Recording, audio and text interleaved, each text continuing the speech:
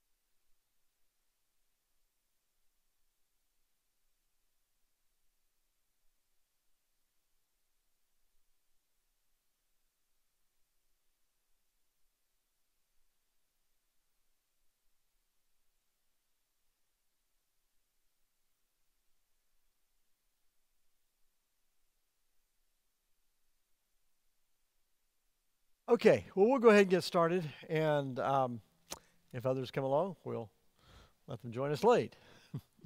All right, let's have a word of prayer, and we'll get going. Our Father in heaven, we thank you once again this evening for all your wonderful blessings to us. Thank you for the opportunity of coming together. And as we think about your work in this world and we think about things that have happened in Christianity, we pray that you'll be with us and bless us. In Jesus' name, amen. All right. Now, to those of you here and to those of you online, just a fair word of warning. Um, we're going to talk about sex tonight because you can't talk about Christianity unless you talk about sex. And so stay with me, that'll become clear. But I just want you to know that some of the material, the historical material, is, could be a little bit blunt. And so I don't want you to, get too concerned about that. But we're just thinking about, we're looking at history. And so we're looking at what happened to Christianity, and we're going back now tonight to some of those earlier times. But we're going to consider this idea. And the reason I brought up the issue of sex is because it is related to the concept of asceticism. You may remember that we addressed asceticism last week. We're going to look at more tonight, the sexual component of it. But then next week we'll broaden it because asceticism, of course, is more than just one issue. But to a large degree, it revolves around this one issue.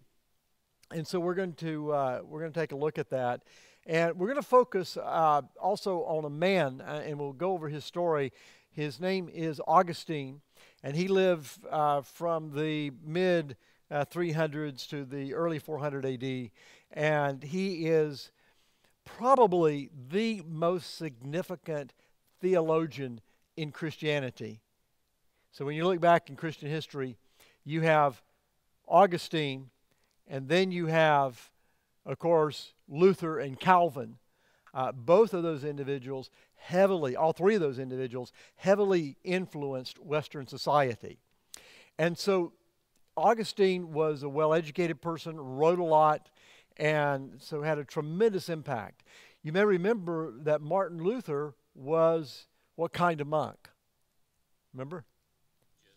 An Augustinian monk. So following in the tradition of Augustine, this man that we're going to talk about tonight.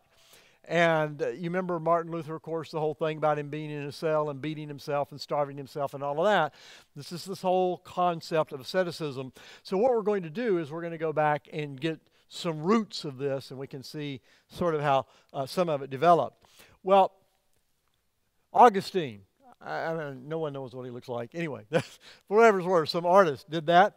But let's consider just a few things about Augustine Uh, and I just put a few things here. There's a lot more that we could do, but just some concepts about his theology. First of all, the issue of original sin. What is original sin?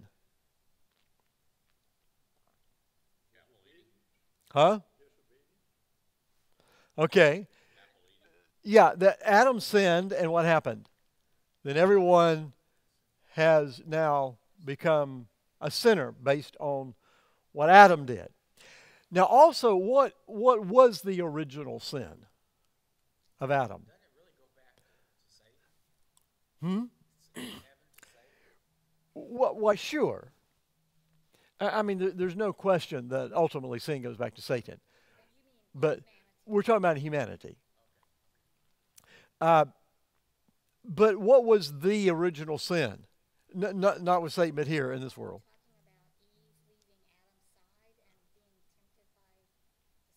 Okay. And what was the sin? Well, what was the sin according to Genesis? There was a tree of the knowledge of good and evil, right? And God said, don't eat it. And Satan said, if you eat it, you'll become wise and you'll know both good and evil, right? Yeah, you'll be like God, know both good and evil. All right. So that's what we think of as the original sin. Augustine came up with the idea that sin passed from Adam to everyone else. Actually, it's Paul's idea, but he, extrapolated Paul's idea and wrote quite a bit about it. So Augustine, in a very significant way, is responsible for that concept within the Christian church. He's right on that part about sin being passed on. But according to Augustine, the original sin was the sexual experience between Adam and Eve. Okay? And you've probably heard that one before, but anyway, according to Augustine. All right. So yeah, okay, and that's the reason I just said we're all adults. We're going to talk a little bit bluntly. Those of you at home, once again, a little bit warning here because we're going to address some of those issues. So Augustine, so you can see now, okay, where is all this going to lead, and what led him? I mean, how did he get on that type of thought pattern? We'll come back to some more of that in just a minute. Let's move on to another issue. Augustine really promoted the idea of Plato, the Greek philosophers, of the separation between the body and the soul. So if you want a place in Christianity where this really became focused Christian dogma, look to Augustine. He's the one that really developed that and has left us with that fallacy today. Another concept that is really interesting is the 1,000-year period. Now, as Adventists, we say the 1,000-year period is going to come when? After the second coming, right? Many in the world today, they have the 1,000-year period when? Before Jesus comes. And so they put a secret rapture in here, and then 1,000 years, and then, different schemes. But anyway, that's basically it. So Augustine, first of all, had the 1,000 years before the second coming. Then later on, he decided that, no, that really wasn't right. So he said, okay, I know what's going to happen. And he said, Jesus is not going to come and set up his kingdom before the second coming. What's going to happen is that the Roman Catholic Church is going to dominate the world for 1,000 years, and the world will be ruled by the church. Think about that one for just a moment in terms of what Bible prophecy has to say. He is, in some ways, is not so far off on that one. It's just that he's got some of the parties mixed up, all right, and whether or not they're good or evil. But anyway, that's sort of the way he related to the 1,000 years. I thought you'd find that interesting because it deals with Bible prophecy. The other is with creation. In creation, he basically... creation is not necessarily an allegory, but he says that because God can't talk in our language, he just called it day one and day two. And he says creation was much more complex than that. Now, of course, the Bible says he spoke and it was done. How complex is that, right? But in any case, to him, creation was much more complex than that. And so he does away with the 7-day weekly cycle coming from the time of creation. And so anyway, he had an issue there. Sex and slavery. This one is really interesting because Constantine, have you ever, that Roman Catholics, and they've kind of, many of them, even the church hasn't permitted them to, I don't think, to use contraception. The idea was that you cannot interfere with the process of creating life, and therefore contraception was bad. And once again, I think Roman Catholicism still holds to that today. But this guy, this is where this started. Started with this guy. And so he wrote a great deal about that, and was highly opposed to contraception. There was another issue. If you don't have contraception, what do you end up with? What's the natural byproduct of not having contraception? Kids, lots of kids, right? Bunch of kids. Okay, so all these people, okay, yeah, making church members. Well, I think that was part of maybe the theology there. But in any case, okay, so you end up with all of these kids and parents can't take care of them, right? So his dogma, his teaching on this created a real problem because now you had all these kids that were unwanted by the parents that couldn't take care of them, couldn't feed them. So what did the parents do? They sold them into slavery. And so it became a real problem. So you find him writing a whole bunch about this, because this theology created some real problems leading over here. So he had to come up with some other ideas. He was highly opposed to slavery. Very opposed to slavery. And so he wrote a lot against the concept of slavery. But this was sort of the origin of what led him in to being so opposed to slavery. I mean, thankfully he was opposed to slavery. I mean, obviously we'd agree with him on that. Then abortion. All right? Abortion is also interfering with the process of developing life, correct? So Augustine was definitely anti-abortionist. But interestingly enough, there's a passage back in the writings of Moses that, well, I'll read it to you. And so Augustine said, well, he really took abortion from the time of viability and sort of said that's bad, before maybe not, even though he was not pro-abortion. So I'm just, there's nothing new under the sun, is there? I mean, all these things have been around for years. And so way back then, they were struggling over the issue of abortion and when abortion would be legitimate and when it would not be. Let me show you the text that he used. I'm not promoting this. Please don't misunderstand. I'm just trying to help us understand Augustine. And if two men strive and smite a woman with a child, so a pregnant woman, and her child be born imperfectly formed, he shall be forced to pay a penalty. So, if the baby is not developed so that it appears to be a human being yet, then you see what Moses is saying here. So what's the guy? What's the person supposed to do? They're to pay a penalty, and that penalty is whatever the woman's husband shall require. All right? He shall pay with evaluation. But what if the baby is fully developed? Okay? What if it's perfectly formed? So you see here, by the way, if you go to the King James, you'll get some different wording. This is coming from the Septuagint. And of course, the Bible that he would have used primarily would have been the Septuagint. All right? But if it be perfectly formed, he shall give life for life. So, according to this rendering in the Septuagint, if the baby is not formed as a viable human being, then there's a penalty to be paid. But if the baby is a viable human being, it's the same as murder.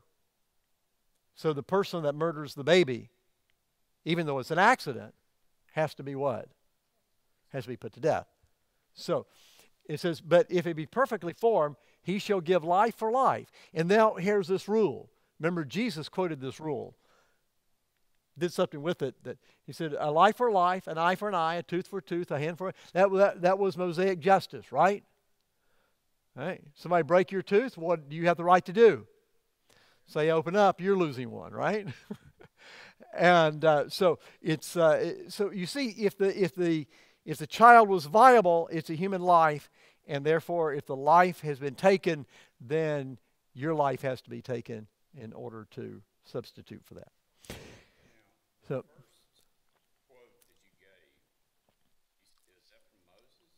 yeah, this is all from Exodus 21. This is Exodus 21, 20 through 25.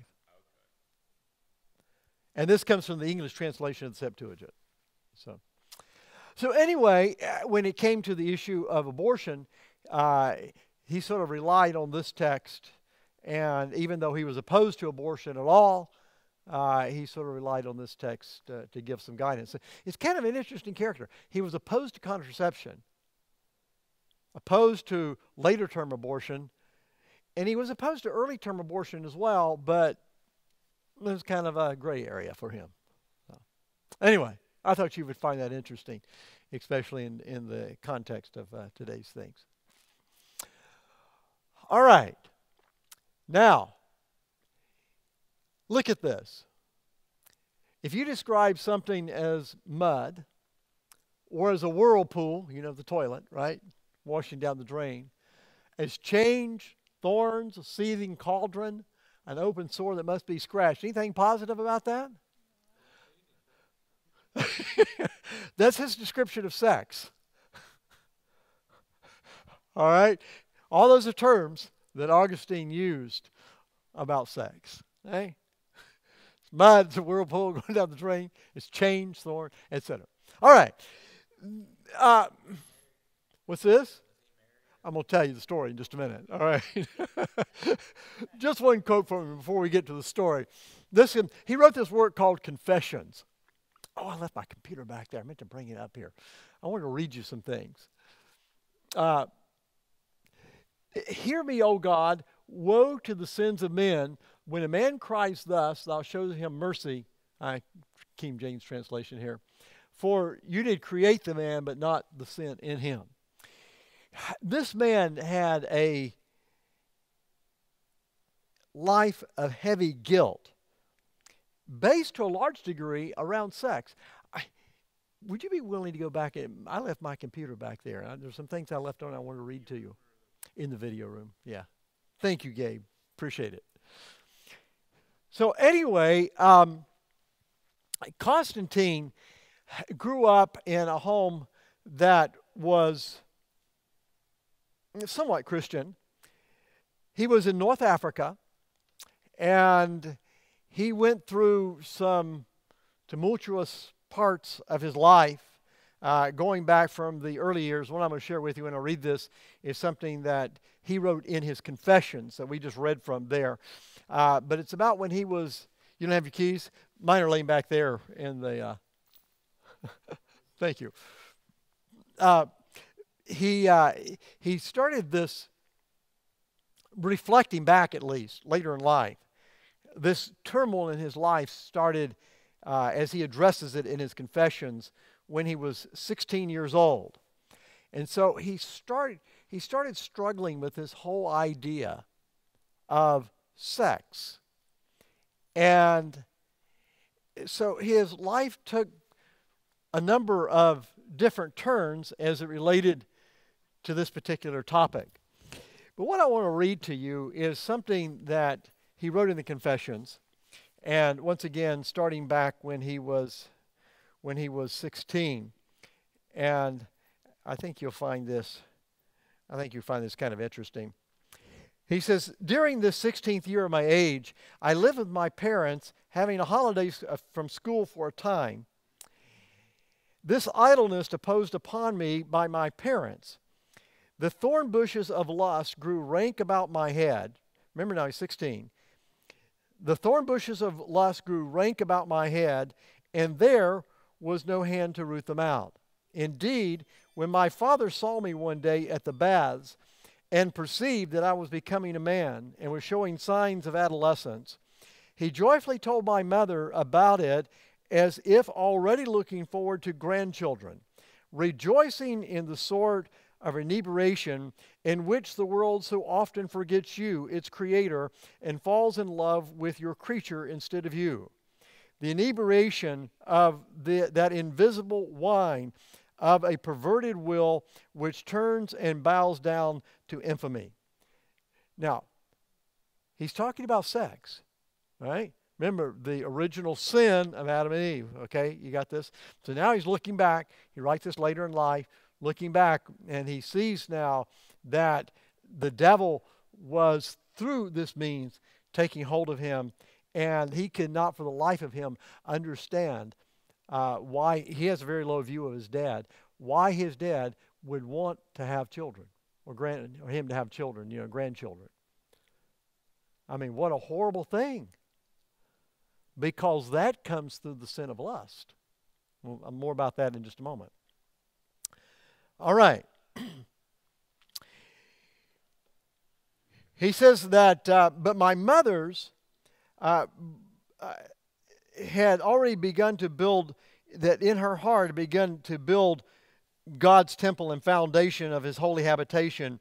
In other words, he's saying his mother was, following God to some degree, whereas my father was only a catchman, and that but recently. She was therefore startled with a holy fear and trembling, for though I had not yet been baptized, she feared those crooked ways in which they walk who turn their backs on you and not their faces. Woe is me, I dare affirm that you did hold your peace, O my God, while I wandered farther away from you. Did you really then hold your peace? Then those words were but yours, by which my mother, your faithful handmaid, did pour into my ears. Kind of wordy when he says God was speaking to his mother. Right? None of them, however, sank into my heart to make me do anything. She deplored, and as I remember, warned me privately with great solicitude, not to commit fornication, but above all things never to defile another man's wife. These appeared to me to be womanish counsels, which I would have blushed to obey. Yet they were from you, and I did not know it. I thought that you were silent and that it was only she who spoke. So what do you think of his mother giving him advice? Now, she's a woman, she doesn't know anything, right? And now later on he says, well, actually that was from God. All right. But I did not realize this and rushed headlong with such blindness that among my friends I was ashamed to be less shameless than they. Peer pressure. You got that? Peer pressure over sex. I was ashamed to be less shameless than they when I heard them boasting of their disgraceful exploits. Yes, and glorying all the more the worse their baseness was. What is worse, I take pleasure in such exploits, not for the pleasure's sake only, but mostly for praise. Boy, sounds like a teenager, doesn't it? Once again, nothing's new under the sun, isn't it? Humanity is humanity. He says, yet I made myself out only worse than I was. Once again, teenager, bragging. In order that I might not go lacking for praise. And when in anything I had not sinned as the worst ones in the group, I would still say that I had done what I had not done in order to appear contemptible because I was more innocent than they, and not to drop in their esteem because I was more chaste. All right? You get the picture, right? I'm as bad as you are. All right. Behold, with what companions I was walking on the streets of Babylon. By the way, think about it. He says that his mother was coming out of Babylon. Well, think about that. We're going way back to 300 AD. Come out of Babylon, my people. We think that's an Adventist thing. It's been around for a long time. He says, I walked the streets of Babylon. I rolled in its mire and loitered on it, as if on a bed of spices and precious ointments. And drawing me more closely to the very center of that city, my invisible enemy trod me down and seduced me, for I was easy to seduce. My mother had already fled out of the midst of Babylon and was progressing, albeit slowly, towards its outskirts. For in counseling me to chastity, she did not bear in mind what her husband had told her about me. And although she knew that my passions were destructive even then and dangerous for the future, she did not think that they should be restrained by the bonds of conjugal affection, if indeed they could not be cut away to the quick. She took no heed of this, for she was afraid lest a wife should prove a hindrance and a burden to my hopes. So what's he saying? Well, my mother didn't want me to get married to, cut out all this running around stuff because she wanted me to succeed in life. Right? Once again, nothing new under the sun here. These were not her hopes of the world to come, which my mother had in you, but the hope of learning which both of my parents were too anxious that I should acquire. My father, because he had little or no thought of you, and only vain thoughts for me. My mother, because she thought that the usual course of study would not only be no hindrance, but actually a furtherance towards my eventual return to you. This much I conjecture, recalling as well as I can the temptations of my parents. I'll just skip down some of this. I'm going to read one more little paragraph. This is later on in his life now that this is not 16. He's writing this paragraph about just a little bit later experience in his life, and I'll explain that in a moment. He says, to love and be loved was sweetest to me. Now, he's talking about love. He's talking about sex, okay. To love and be loved was sweet to me, and all the more when I gained the enjoyment of the body of the person I loved. Thus I polluted the spring of friendship, and the filth of you know the word I'm trying to say. Somebody say it for me. No, puissance. And I deemed it luster with the slime of lust. I dimmed its luster with the slime of lust. That is, love. So anyway, you can see this guy. All right. Okay. That just gives you an idea where this guy started out, okay? Now, so where did he go from here? I'm not going to recount the whole history of his life, but just give you a couple things. All right. When he got to adulthood, he got himself a concubine, all right? Because she wasn't up to his family status, so he couldn't marry her. So he had as a concubine, had a child, and that went on for quite a few years. I don't remember exactly how many, but quite a while. And he apparently was really in love with her. But then it was placed, the idea was placed on him that this was wrong, and so he had to leave her behind. And so he left her behind, ended up with another concubine, got rid of her, and then just went out and had sex with anybody, that he could. And he did that for a while, thinking that was right, that the idea was that sex within marriage or a relationship was wrong, but, running around was okay. Once again, some things are never new under the sun. And so anyway, this guy was wild. He really was wild. And then out of all of this experience, he decided that if he was really righteous, he would not get married or have sex, because sex within marriage was wrong too. All right? So all the way from over here, doing everything in the world, to all the way over here that, if you got married, you couldn't have sex anyway because that sex was evil. Okay?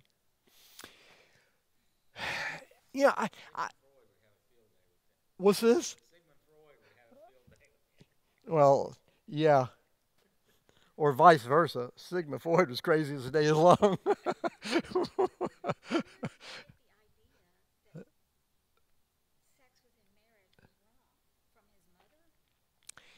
No.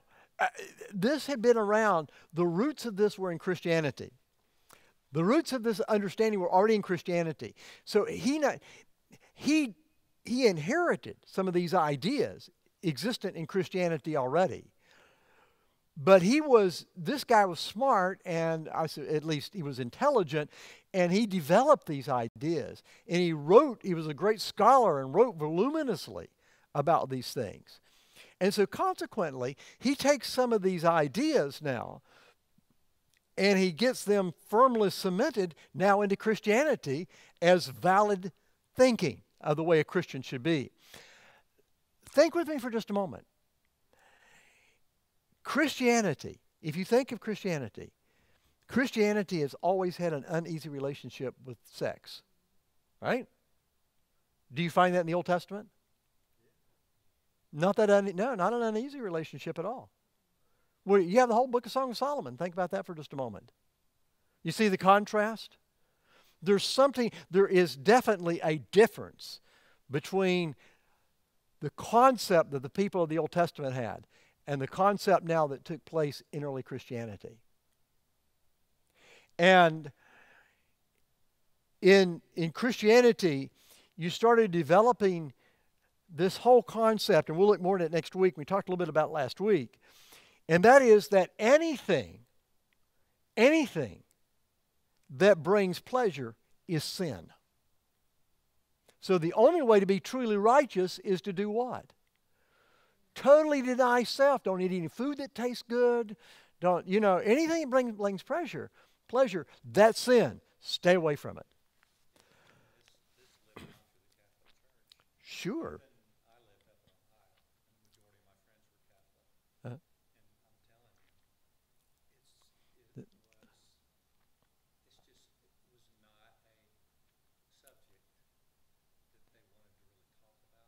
Right.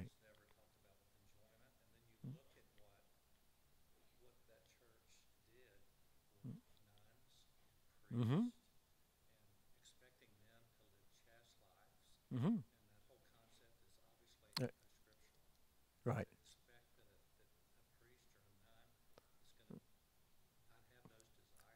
Right.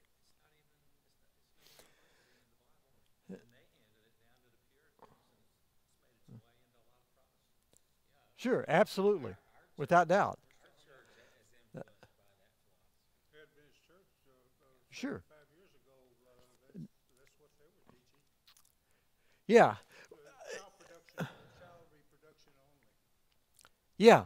Well, some have. The church has never taught that, but some members of the church may very well have. You probably still find some that do today.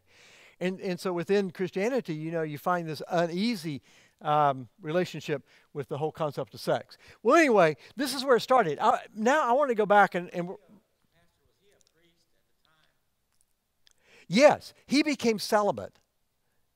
So we're painting some of his early life and what he did. He became celibate, and yes, he became not only a great scholar in the church, he also became a bishop. No. He became a Christian, and he became a priest later on. But when he did, then he viewed not only the way he had related to sex as being wrong, which it was, but that it became sex itself that was wrong.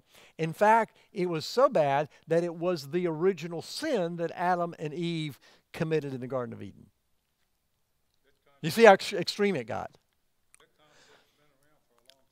Yeah, exactly. Right. Had nothing to do with the apple. That's just metaphorical, they would say. Huh? You haven't?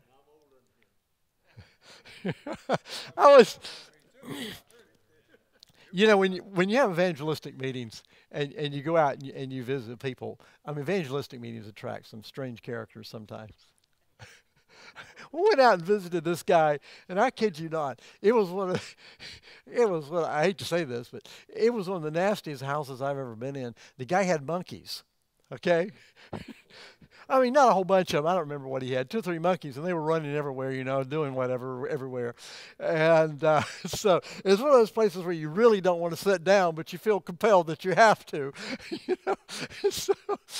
And he started going off on this thing, about this original sin in the Garden of Eden, and this is what it was. And I thought to myself, man, as soon as I get out of this house, I am never coming back again. Anyway, but it's been around for a long time. It's still out there in the Christian community.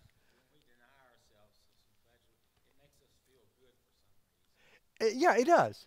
You know, I did not eat that piece of cake or whatever, therefore I'm a little holier than if I had. Yeah, okay.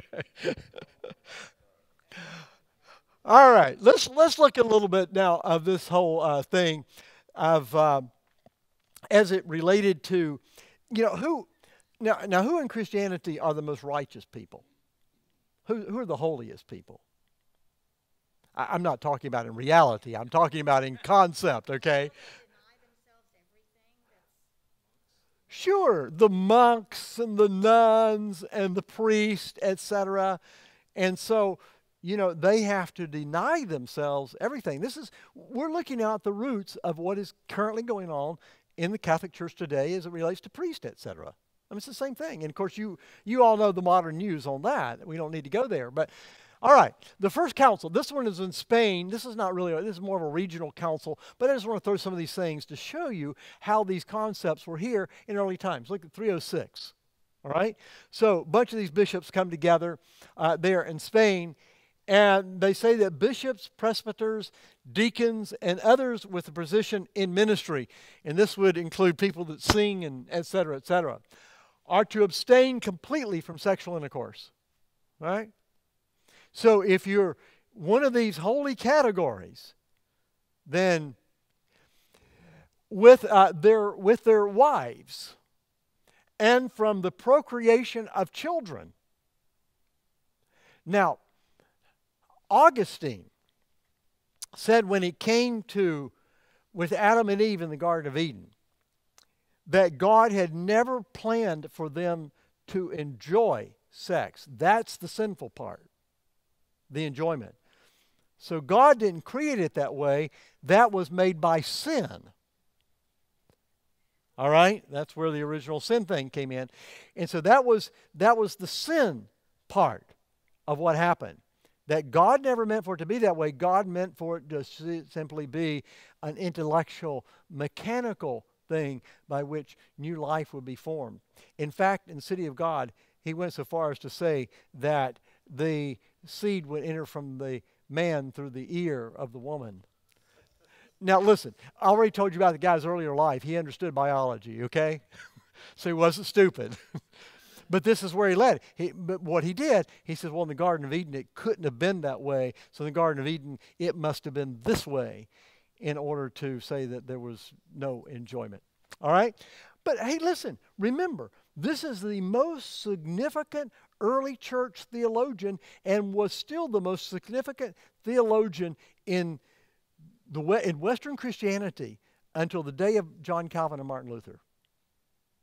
So we're talking about tremendous impact here. It really did. Yeah, from the New Testament, it just got all muddled up. All right. And from the procreation of children. If anyone disobeys, he shall be removed from the clerical office. If you had a child, it was, you're out of there. All right. Now, you've heard of the Nicolaitans. There was an early guy, once again back in the 300s, and this guy said that he told the story of the Nicolaitans, Revelation. All right? Get this, this you have. You hate the work of the Nicolaitans, which I also hate. You come down to the next church, that's Ephesus. Come down to the next church and says they have the deeds of the Nicolaitans among them. Well, who are the Nicolaitans? We don't really know. But here was this man's story in 300s about who the Nicolaitans were. One of the 7 deacons referred to in Acts was Nicole. And that's where the word Nicolaitans come from, his followers. Okay? So he was somewhat like Augustine in some way, and that is that he had a wife, and she was an extremely beautiful wife. This is the way the man tells the story. She was an extremely beautiful wife. And so this guy, of course, was all, he was into his wife. You got the picture. And However, he came to realize that that was evil. So, he made a vow to never touch his wife again. All right? Because he did not want to participate in this great wickedness. So, now, he left his wife. But then he just couldn't stay away from her, so he came back again. But he had made a vow that he was going to stay away from this evil. So what did he do? He went out and slept with every woman that he could find, but he didn't break his vow. Okay, so that became now a concept, a spiritual concept that was acceptable behavior. All right? And so that was the right way to handle all of this. And according to this man back in the 300s, this is what is referred to here in Revelation when it's talking about the Nicolaitans, this followers of the man Nicole of one of the 7 deacons in the book of Acts. We don't know. Anyway, the man tells the story that way. But what it does tell us is that these concepts, here they are again, very early in the Christian church. This whole idea of self-denial, but revolving in a very significant way around the idea of sex. All right, coming down to 390 now, this is the Council of Carthage. This is a more significant church council now this time. It says, it pleases us all that bishop, priest, and deacon, guardians of purity, abstain from conjugal intercourse with their wives. This is a church council. All right? So that those who serve at the altar may keep a perfect chastity. The devil sure does take everything that God creates and twists. You know, I'm glad you brought that up, Debbie. For those of you online, Debbie was just saying that the devil takes everything and messes it up. Listen, what would you think of a God that would create human beings and put them in a world where there was no enjoyment whatsoever? What I mean, think of who would sell that kind of idea? It has to be the enemy, right? I mean, Satan would have to sell that kind of idea. You know, God doesn't want you to have any fun. God wants you to be miserable and, you know, all this kind of thing. Well, this became Christianity. This was Christian thought and teaching. I think that, you know, the devil, if he can't succeed one way, he'll succeed some other way. All right. This is Pope in 385. We have indeed discovered that many priests and deacons of Christ brought children into the world. How dare they? We've discovered many of them are doing this. Either through union with their wives or through shameful intercourse. And they used as an excuse the fact that in the Old Testament, as we can read, priests and ministers were permitted to beget children.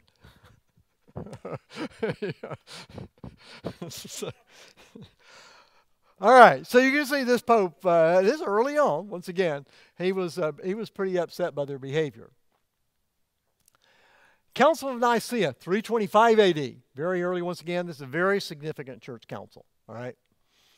The Great Synod has stringently forbidden any bishop, presbyter, deacon, or any one of the clergy whatever to have sub-introducta dwelling with him. All right, let me explain that. What had happened was this. The concept was that these clergy people could not marry, right? So what they did was they would get a woman to come live with them, but it was, to use our terminology, a platonic relationship, right? And everybody says, sure, right? Well, this is what this council is saying. Sure, yeah, we buy that. Anyway, that's what they were doing. Oh, we're not married. And so they were trying to run an end run around And the council said, we're not going to permit you to do that anymore and have some woman living with you, except only a mother or a sister or an aunt or such persons that are beyond all suspicion. So if you're going to have somebody live with you, if you want somebody to come in and cook your meals or whatever, the idea was, please don't take offense at that. I'm just, we're looking at history here. Then you can have your mother or your sister, somebody like that come in, and they're okay. But, I mean, do you see now what was happening in the Christian church? Really, really early. And so the things that we see today, as it relates to Roman Catholicism and the priesthood and all the issues that are going on there, none of that's new. Yeah. The Apostle Paul say something about it's better to be not married. Yeah. And what he does say, but he says in view of the current situation, and I think we have to take that into account. Paul says it's better not to marry, but he says, I'm not going to forbid you to marry because it's better to get married than to burn. Yeah. Okay. All right. Okay.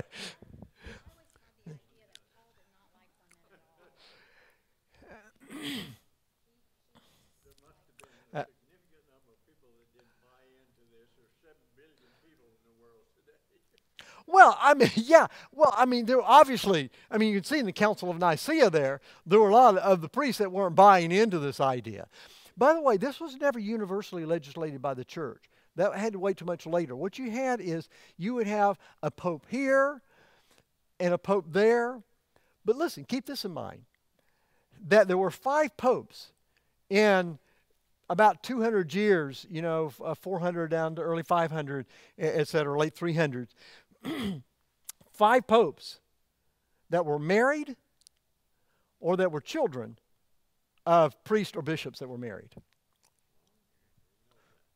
In fact, some of them have a lineage like, the royal family. You turn it over to the kid, the next generation, and so forth and so on. So when you look at this, don't think that this was universal.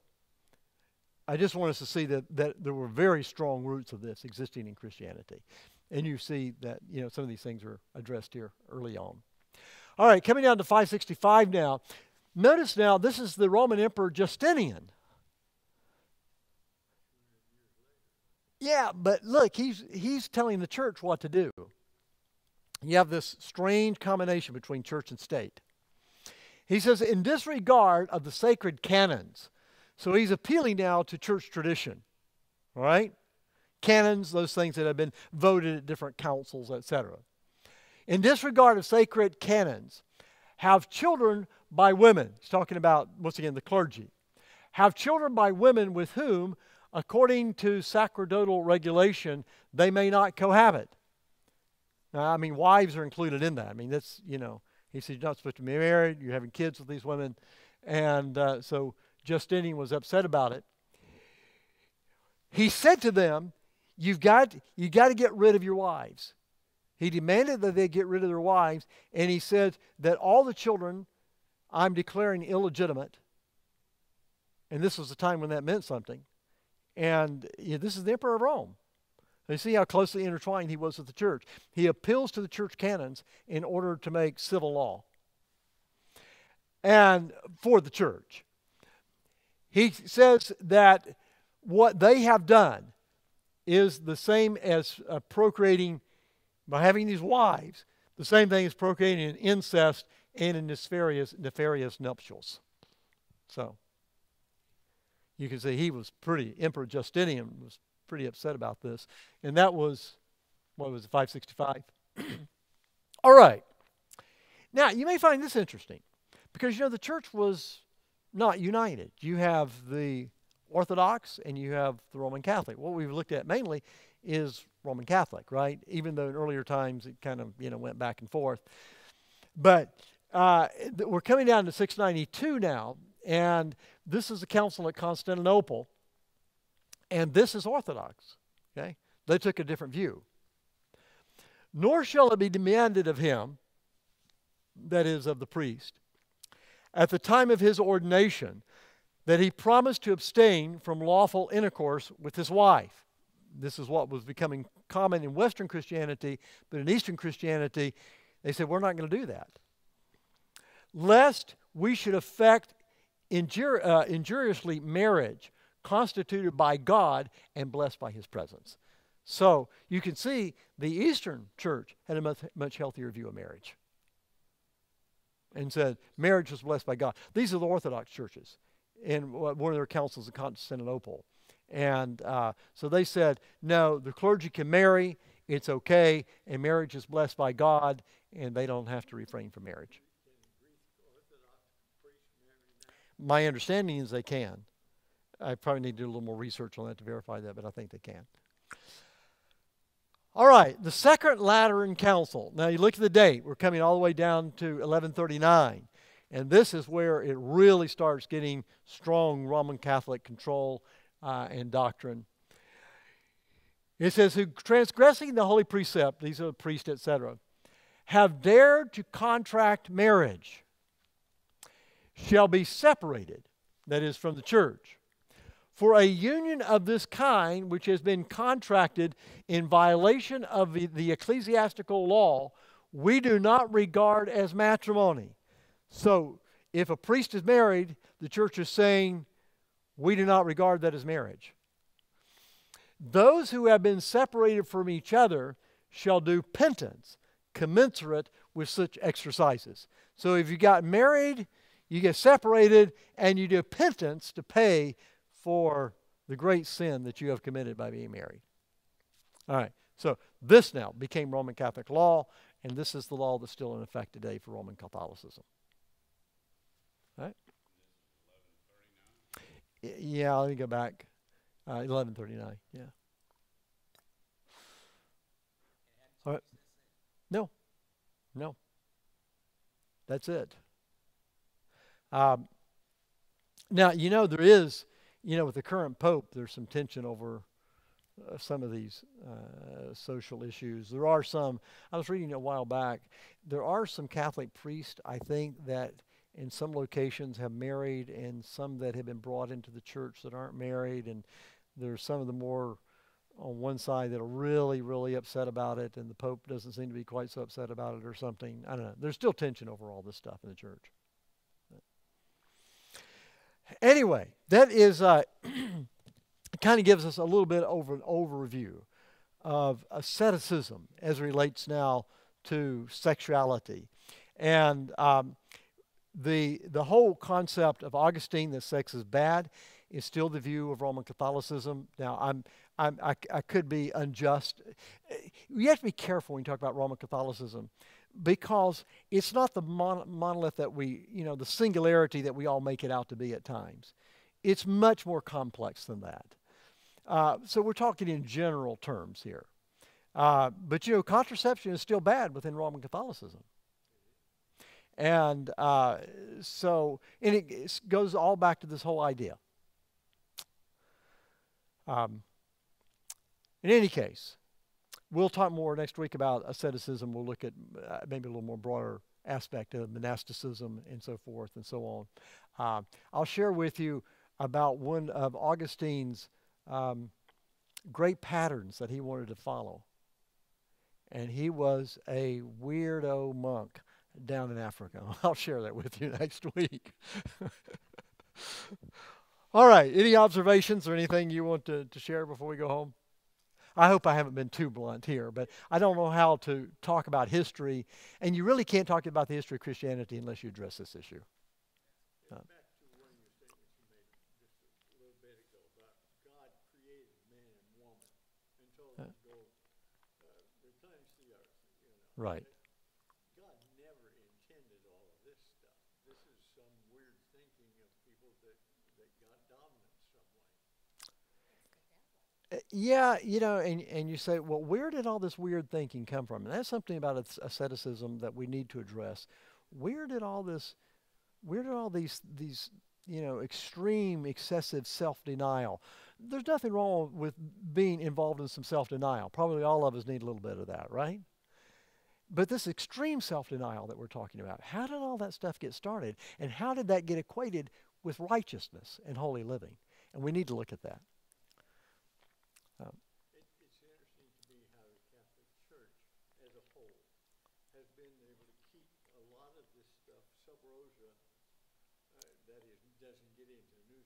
occasionally it does, but not often.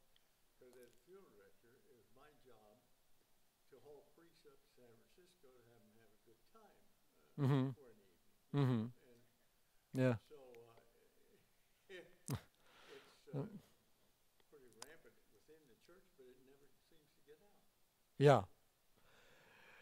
Well, I mean, yeah, I mean, obviously, as we've already seen, the church would make dictums, the Pope would make dictums, and everybody go out and do whatever they wanted to do. I mean, you know, you got that kind of thing. So you got both going on. Very All nice right. piece, Pastor. Very nice. All right. Well, once again, hope it wasn't too blunt, but I felt like we needed to look at this. We're going to look at this topic. Okay. All right. Okay. Who would pray for us before we go home tonight? I hate to keep calling on Glenn. He seems like the only one that's willing to pray. So, Glenn.